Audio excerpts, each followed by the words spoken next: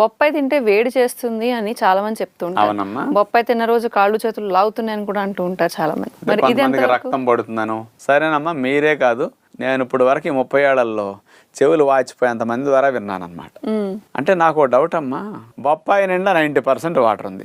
90% water ఎక్కువ ఉన్న ఆహారాలు ఎక్కడైనా వేడి చేస్తాయా? అసలు తేడా చేస్తాయి చెప్పండి.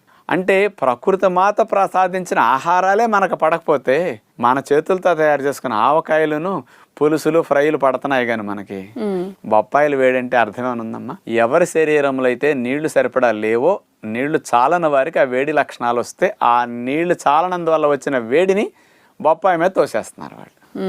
చక్కగా చలవ చేసే మంచి ఫ్రూట్ బొప్పాయి. విన్నారు కదండి, ప్రకృతి విజ్ఞానం ద్వారా అసలు ఈ ప్రకృతి ఎంత అందంగా మన కోసం పోషకాలని కాయల రూపంలో, పండ్ల రూపంలో అమర్చిచ్చిందో మనకు అర్థమవుతుంది. మరి డాక్టర్ గారు ఈ రోజు ఎపిసోడ్లో చెప్పినట్టుగా బొప్పాయిని మీ ఆరోగ్యానికి ఎలా ఉపయోగించుకోవాలో మీరే